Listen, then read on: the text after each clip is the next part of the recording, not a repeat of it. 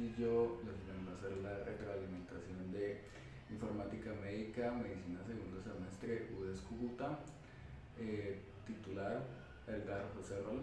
Bueno, empecemos. Vamos a conocer los computadores y su historia, este elemento que ha sido tan importante para mejorar la calidad de vida y que ha servido tanto para mejorar los sistemas de búsqueda e información. Empezamos. Empezamos con el primer computador conocido, que fue la Abaco. Fue uno de los instrumentos que se utilizó para calcular operaciones matemáticas. Se da por primera vez en Asia Menor y es el antepasado actual de el computador. Empezamos con la primera generación. La primera generación es de 1938 a 1958. ¿Quién nos dice la primera generación? Que los computadores funcionaban con válvulas y usaban tarjetas perforadas para entrar datos y programas, junto con cilindros magnéticos para almacenar información, y cabe resaltar que solo se utilizaban en el ámbito científico o militar. Después, en 1955, pasamos a la segunda generación. En esta generación, las computadoras utilizaban transistores para procesar la información, lo cual hacía que fueran más rápidos que los tubos al vacío. Hubo mejoras de programas de las computadoras y se desarrolla el primer simulador de vuelo. Como podemos ver, esta segunda generación fue muy importante para la aerocivil de todos los países. Esta generación duró hasta 1963. Empezamos con la tercera generación en 1964. Comienza a utilizarse los circuitos integrados, lo que permitió abaratar costos y aumentar la capacidad de procesamiento, y se reducía el tamaño de las máquinas. En las generaciones anteriores las máquinas eran muy grandes. Esta generación duró hasta 1970. Ya en la cuarta generación comienza en 1971, un año después, y en esta generación se integran componentes electrónicos y proporciona la primera aparición del microprocesador. ¿Qué es el microprocesador? Es un circuito integrado. Se reemplaza la memoria primaria, que es superada por otros chips, y se desarrollan los PC y los tipos de computadoras IBM. Esta cuarta generación dura hasta 1983. Ya como podemos ver, se va reduciendo el tamaño de los computadores. Empezó la quinta generación. ¿En qué año? En el año 1984. Surge la PC. IBM presenta la primera computadora personal. Cabe aclarar que antes eran para empresas, para militares, para científicos, ¿sí? Y se desarrolló el software y sistemas que manejan las computadoras. Esta quinta generación dura hasta el año 1989. En la sexta generación comienza en el año 1989, y en esta generación las computadoras cuentan con arquitecturas combinadas y con cientos de microprocesadores verticales trabajando al mismo tiempo. Esta quinta generación es hasta la actualidad. Los computadores que vemos hoy en día son de quinta generación. Seguimos. Principales generaciones de los computadores: el año inicial y el año final. En la primera generación comenzó en el año 1940 a 1956 y su principal innovación fueron los tubos al vacío. En la segunda generación fue de 1956 a 1964 y su principal innovación fueron los transistores. De tercera generación, de 1964 a 1971, su principal innovación fueron los circuitos integrados. En la cuarta generación, de 1971 a 1981, su principal innovación fueron los microprocesadores. En la quinta generación, de 1981 a los 2000, fueron los ordenadores portátiles. En la sexta generación, del 2000 hasta el presente, las redes informáticas fueron su principal innovación. Seguimos. Nombre de los aspectos más importantes de cada generación. La primera generación se podría decir que estas funcionaban con válvulas y usaban tarjetas perforadas para ingresar datos y programas, así como cilindros magnéticos para almacenar la información. Y solo cabe resaltar que solo se usaba en campos científicos o militares. En la segunda generación, las computadoras empiezan a utilizar los transistores para procesar la información, lo que las hace más rápidas que los tubos al vacío. Los programas informáticos han mejorado y el primer simulador de vuelo se da. Esto ayudó mucho a las empresas de aviación y a los países para mejorar esa tecnología. Tercera generación. Se comenzaron a utilizar los circuitos integrados que redujeron los costos y aumentaron la potencia del procesamiento, computadores mucho más rápidos, y redujeron el tamaño de las máquinas. Ya las venían haciendo de menor tamaño. En la cuarta generación se empiezan a integrar los componentes electrónicos y se proporciona un único circuito integrado con la aparición de un microprocesador. La memoria principal es operada por otros chips, ha sido reemplazada, y desarrolló la PC y la computadora tipo IBM. En la quinta generación llega la PC. IBM presenta la primera computadora y desarrollo de software y sistemas para administrar las computadoras. En la sexta generación, que es la que estamos actualmente, la arquitectura de esta generación de computadoras combina cientos de microprocesadores verticales que trabajan simultáneamente. Seguimos. Empezamos con las partes del computador. Empezamos con la torre. En esta parte podemos encontrar el procesador o GPU, que es el cerebro de la computadora, y realizar los cálculos y que ésta funcione adecuadamente. La tarjeta gráfica se conecta al monitor para que éste funcione y muestre lo que la computadora nos quiera enseñar o lo que nosotros queramos que nos muestre. La memoria o RAM. Esta es la que guarda los datos que hacen falta para que el computador funcione. Cabe aclarar que sin esta el computador o tendría un mal funcionamiento o no funcionaría. El disco duro es la pieza que almacena los datos, los juegos, los dibujos, las fotos, entre otras cosas. La placa base o la placa madre. Todas las piezas anteriores se conectan a esta y hace que funcione conjuntamente. Otra pieza muy importante. El monitor. Este aparato es el que nos permite visualizar lo que ocurre dentro del computador y podemos interactuar con el mismo gracias al ratón y al teclado. Con el ratón podemos dar órdenes a la computadora moviendo el puntero y haciendo clic donde queramos. Las partes de un ratón o mouse son las siguientes. El botón izquierdo es el botón principal con una sola pulsación seleccionas. Con una doble pulsación rápida realizas una acción, como por ejemplo abrir una carpeta, un documento, ejecutar un programa. El botón derecho es el botón secundario, sirve para desplegar el menú de opciones del archivo o área donde se ubica el puntero. La rueda sirve para desplazar hacia arriba y hacia abajo lo que se muestra en la ventana abierta. También se puede pulsar para activar el desplazamiento rápido. El teclado.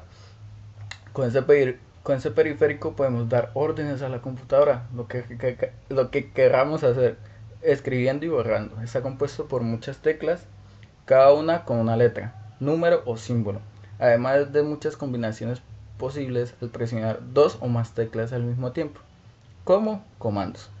Los altavoces, estos dispositivos reproducen los sonidos que el computador quiere que escuches o que nosotros queramos escuchar a través de plataformas como YouTube, Spotify, entre otras. Software. El software es la parte de la computadora que representa todos los elementos intangibles que requiere el equipo para funcionar. Así, el software comprende las instrucciones, aplicaciones y comandos que emplea el ordenador de manera automática, programada o dirigida para llevar a cabo los tipos de tareas. Empezamos con los periféricos. Empezamos con el periférico de entrada. Un periférico de entrada es cualquier elemento de hardware que envía datos e información a un ordenador, que le permite interactuar con él y controlarlo. Estos dispositivos de entrada son esenciales para interactuar con el ordenador, como por ejemplo el teclado, dispositivos señaladores o apuntadores, micrófono, palanca de mando, joystick, el escáner, dispositivos biométricos como la huella, lector de bandas magnéticas, tarjeta gráfica, webcam, lectores de código de barras, entre otros. Periféricos de salida.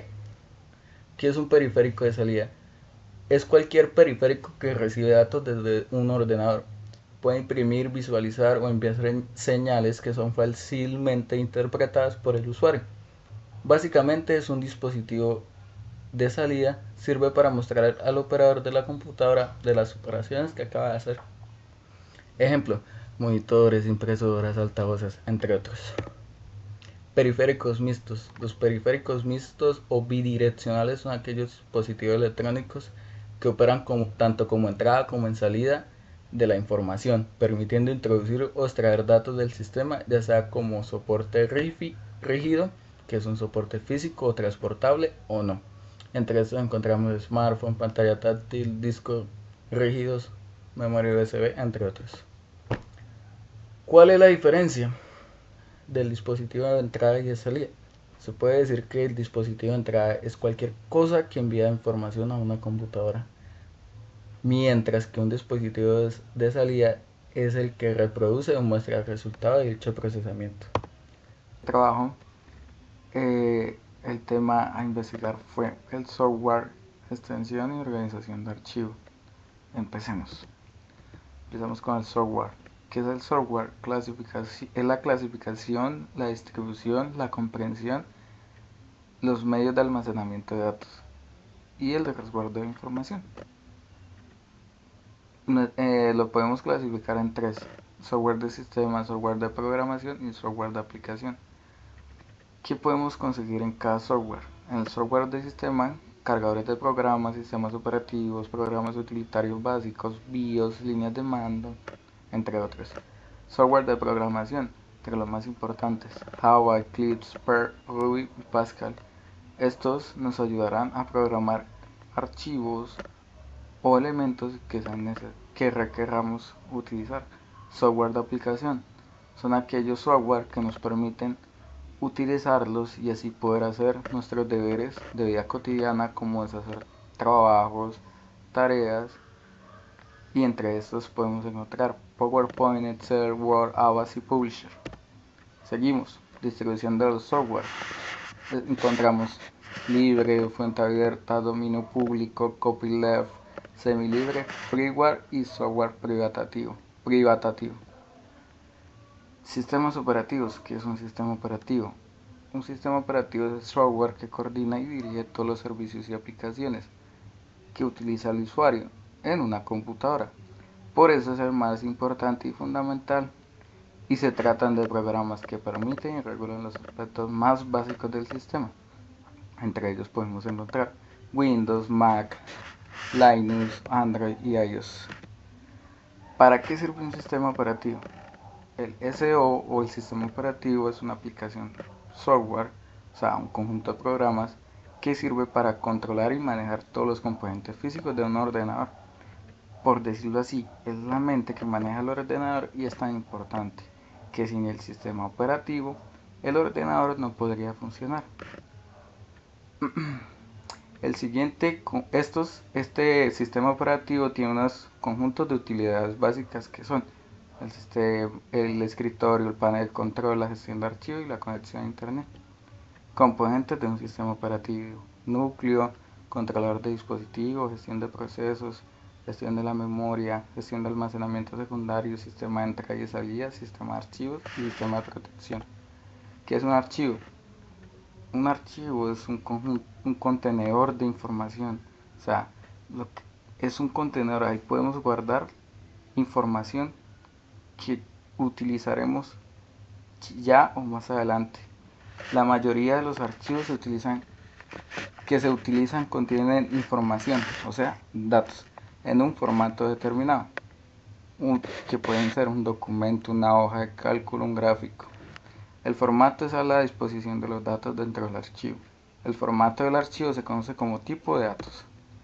Tipos de archivos: de texto: text, docs, docs; de imagen: JPG, GIF, BMP, PNG; de video: AVI, MP4, MPEG, MWW; de ejecución o del sistema: Excel, BAT, DLL, SYS, de audio MP3, WAV, WMA, de archivo, ZIP, RAR, TAR, de lectura PDF, EPUB, AZW, iBook, de imagen, de disco, ISO, MS, IMG.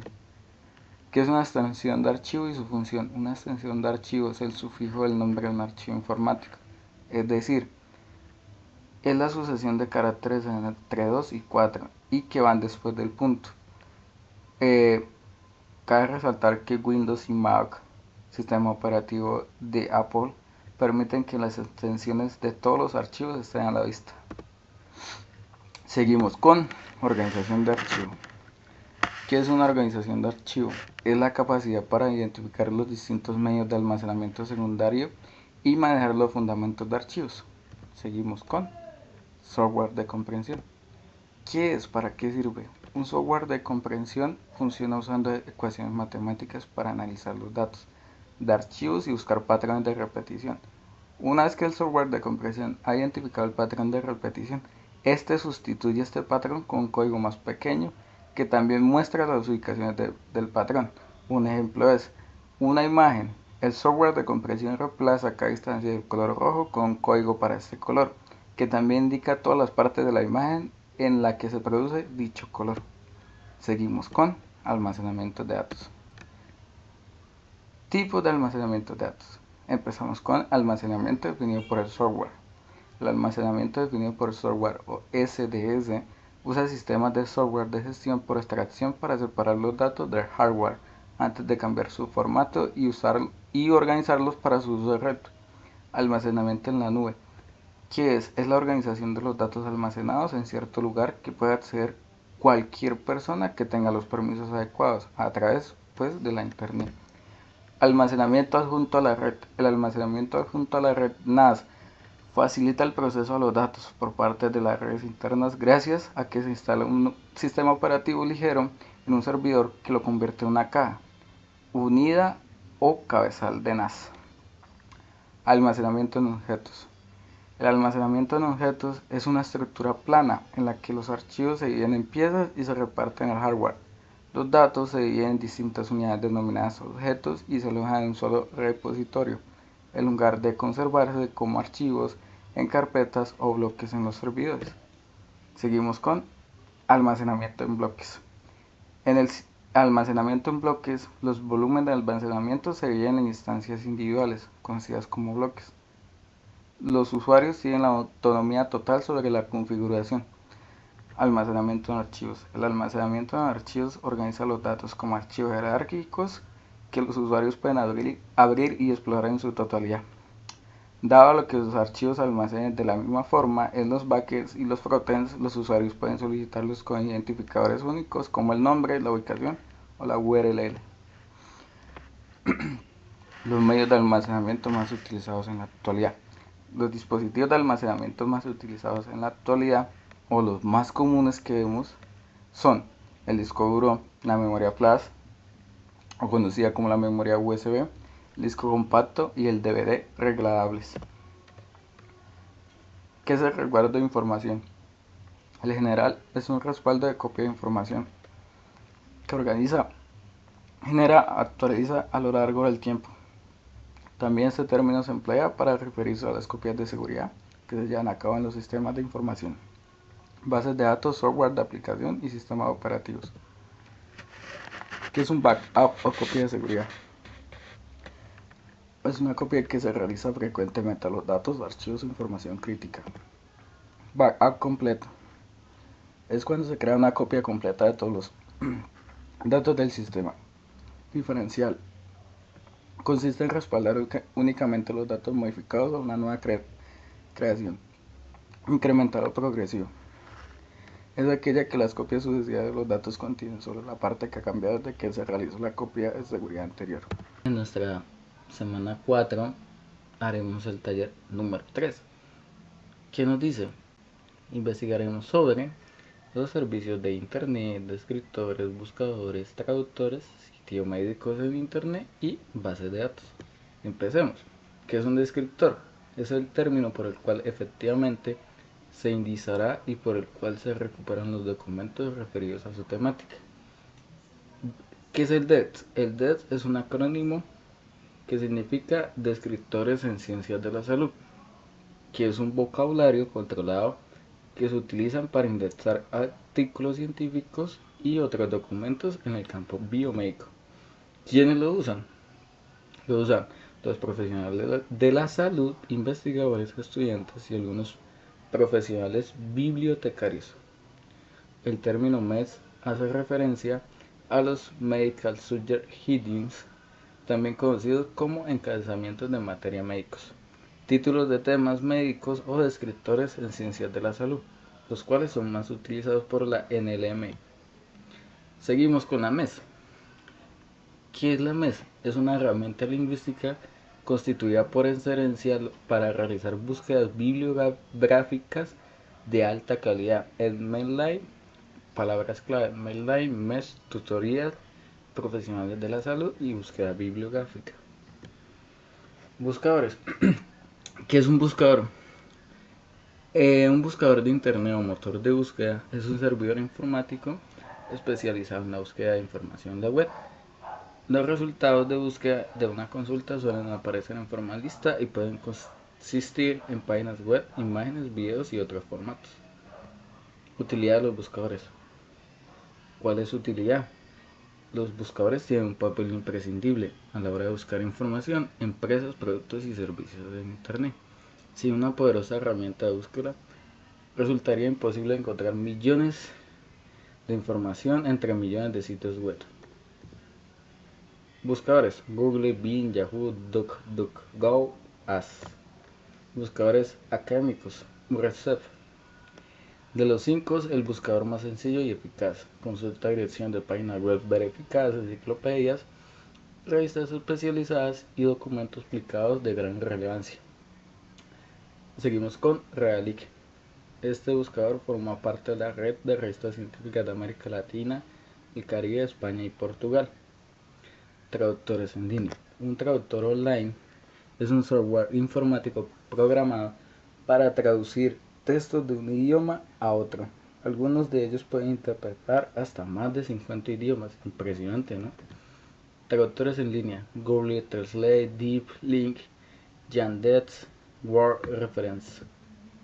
Sitios médicos: Medline, que es una página de Biblioteca Nacional de Medicina de los Estados Unidos, que en la actualidad es la biblioteca médica más grande del mundo. Cuenta con versiones en varios idiomas, entre ellos el español. Web Consultas. Es un portal de salud dirigido a todos los públicos, cuyo primer objetivo es mejorar la calidad de vida de la población en general. WebMD. WebMed es una de las páginas de salud más visitadas en todo el mundo, a pesar de estar en inglés. Cuenta con una sección de noticias en español que se actualiza bastante con frecuencia. Seguimos con De Medicina. Es un portal de salud avalado por el diario El Mundo. Se anuncia como el diario de salud líder en internet desde el año 2007. Cabe aclarar que este también tiene una tienda de servicios médicos. F Salud. La agencia F es una gran agencia de noticias en nuestro país. Como tal, tiene una sección de noticias de salud, de la que se nutren la mayor parte de los grandes periódicos. La OMS, o Organización Mundial de la Salud. Esta página web contiene un montón de información útil sobre temas de salud, pero quizás lo más interesante y lo que la diferencia del resto de páginas de este listado es su sección de datos y estadísticas. Dicha sección contiene estadísticas de salud que son de especial interés para los investigadores. ESCO es un portal de base de datos académicas multidisciplinarias especializadas de artículos de revistas en texto completo y referencial. A través de la base de datos ESCO es posible buscar, guardar, imprimir e incluso reenviar texto completo de artículos de las revistas académicas de diversas especialidades. Bases de datos ESCO: Academic Search Ultimate, Business Search Ultimate, Applied Science y Technology Search Ultimate, Humanities Search Ultimate, Sociology Search Ultimate. En nuestra semana 4 de estudio investigaremos sobre búsquedas y sitios web médicos. Empecemos. ¿Qué significan las siglas www? Las siglas www son las iniciales que identifican la expresión inglesa World Wide Web, el sistema de documentos de hipertexto que se encuentran enlazados entre sí y a los que se accede a medios de internet. ¿A qué nos referimos cuando hablamos de la www? Nos referimos a que es una red informática mundial en un sistema que funciona a través de internet, por el cual se pueden transmitir diversos tipos de datos a través del protocolo de transferencia de hipertextos o HTTP, que es un chat. Según la RAE, el término chat es el intercambio de mensajes a través de internet que permite establecer una conversación entre dos o más personas. Un email, ¿qué es un email? También conocido como Gmail, es un electrónico, es un mensaje digital que transmite mediante una red informática. La noción de esta palabra proviene de Electronic Mail, la expresión inglesa para nombrar ese tipo de correo. ¿Qué significa las siglas FTP? FTP es el acrónimo de Protocolo de Transferencia de Ficheros, en inglés File Transfer Protocol. FTP es un protocolo que se utiliza para transferir todo tipo de archivos entre equipos conectados a una red. ¿Cómo funciona? La FTP usa una conexión para comandos y otra para enviar y recibir datos. Tiene un número de puertos estándar en el servidor FTP, escucha las conexiones y ¿qué es un puerto? Un puerto es un punto de conexión lógica para comunicarse utilizando el protocolo de internet o IP. Aplicaciones para hacer videoconferencias. Empezamos con Zoom. Zoom es una de las principales aplicaciones de software de videoconferencia que nos permite interactuar virtualmente con los compañeros de trabajo cuando es posible celebrar reuniones en persona, y también ha tenido un gran éxito en eventos sociales. Donde más se pudo ver esta plataforma fue en épocas de pandemia. Skype. Skype es un software de comunicación a distancia mediante videollamadas, llamadas y textos. Propiedad de la multinacional norteamericana Microsoft. Esta aplicación es multiplataforma que nos permite comunicarnos a través de ordenadores, teléfonos móviles, tablets y otros dispositivos. Parámetros de la SMS. ¿Cuáles son? Tasa de SMS recibidos exitosamente, tiempo promedio de recepción de SMS, tiempo máximo de recepción de SMS, número de teléfono de remitente y destinatario, marca el tiempo SMSC. ¿Qué métodos de búsqueda existen? Búsqueda navegacional, transicional, informacional, multimedia, transaccional y ambiguas. Búsqueda navegacional. Una query o búsqueda navegacional se produce cuando el usuario realiza una búsqueda en Google para obtener algo determinado. Búsqueda transaccional. Una consulta búsqueda transaccional o intención de búsqueda tiene lugar cuando el objetivo de una búsqueda es comprar algo o realizar una acción determinada. Búsqueda informacional. Las búsquedas informacionales hacen referencia a un tipo de búsqueda que el usuario necesita recibir información de algo que le interese. Búsqueda multimedia. La función de búsqueda multimedia permite navegar por GIF, imágenes y videos en línea, agregarlos a sus chats en el cual usted desee buscar. Búsqueda geolocalizada. Una búsqueda geolocalizada es aquella en la que el buscador le da la más importancia a donde estás tú que al posicionamiento de las propias palabras clave. Búsqueda ambiguas. La función de búsqueda ambigua utiliza el posicionamiento SEO por contexto, ya que no sea capaz de centrarse en el buscador específico, ya sea la keyword o palabra clave utilizada por el usuario, es demasiado genérica. Ejemplos de URL. ¿Qué es una URL? Una URL es la dirección por la que nosotros accedemos a todos los sitios web que visitamos, Google, Facebook, YouTube, entre otros. Esquemas de URL. HTTP es el protocolo más utilizado para transmitir el hipertexto. HTTPS es el protocolo para la conexión de los servidores www. FTP utiliza el protocolo FTP o transferencia de ficheros. Se utiliza cuando la información que se desea acceder se encuentra en este mismo servidor. Malito se utiliza para enviar correo electrónico. Todos los navegadores no son capaces. En este caso se indica la dirección de correo electrónico del destino. LDAP. Busque la LDAP. Fire. Recursos disponibles en el sistema local o en una red local. News. Accede al servicio de noticias para el visualizador de la www. Gooper. Es un servicio de internet que consiste en el acceso a la información a través de menús. Actualmente ya no está en eso. Telnet, emulación terminal rota para conectarse a máquina multiusuario. Se utiliza para acceder a cuentas públicas como por ejemplo una biblioteca. Data, el esquema para insertar pequeños trozos de contenido en los documentos. Data URL. Gracias.